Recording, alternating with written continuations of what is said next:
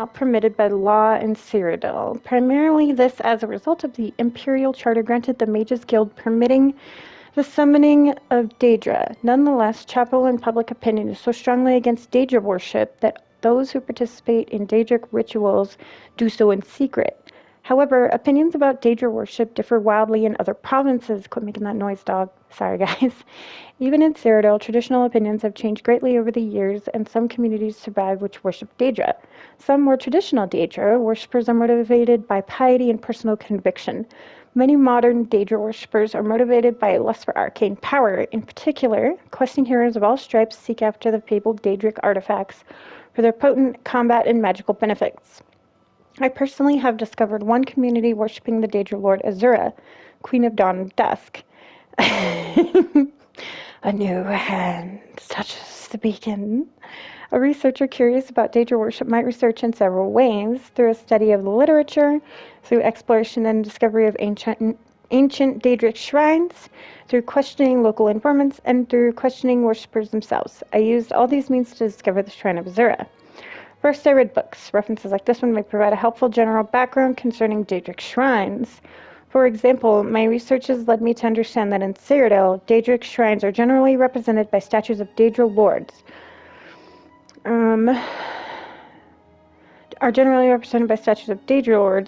situated in wilderness locations far from settlements. That each shrine generally has associated with it a community of worshippers, often referred to as a coven.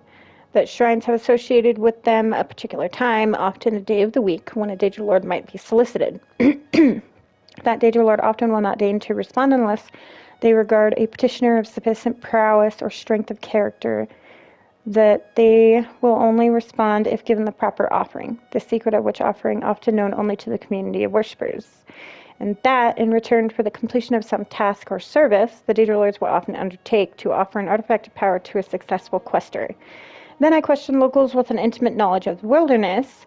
Two classes of informants I found especially useful: well-traveled hunters and adventurers who might come across shrines on their travels, and scholars of the Mages Guild. In the case of the Shrine of Azura, both sources were profitable. I discovered a Shaden Hall hunter who had chanced across a strange epic statue in his travels.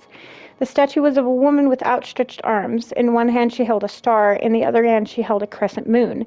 He had shown the statue a superstitious fear, but had marked the location in memory, far north of Shaden Hall, northwest of Lake Arius, high in the Jural Mountains. Then, proceeding to the local Mages Guild with a description of the statue, I was able to confirm from its description the identity of the Daedra Lord. Worshipped. Having discovered the locations of the shrine, I visited it and discovered there the community of worshippers. Because of the strength of opinion against Daedra worship, the worshippers were, at first, reluctant to admit their identity.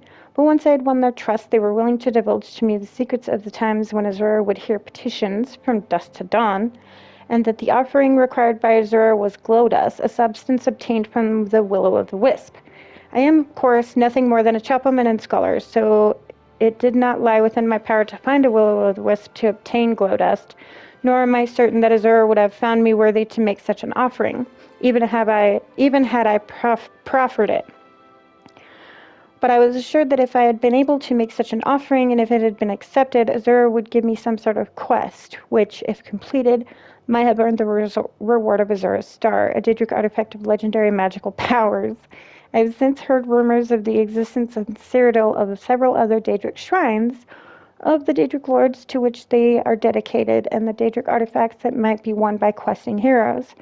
Hercene the Huntsman, for example, is linked to the Savior's Hide, a powerful enchanted armor.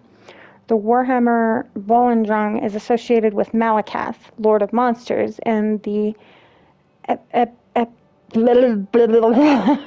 named Mace of Moloch Ball is also thought to be the object of Daedra worship. Other Daedra lords, their shrines, and worshippers remain to be discovered in Cyrodiil by earnest and persistent researchers.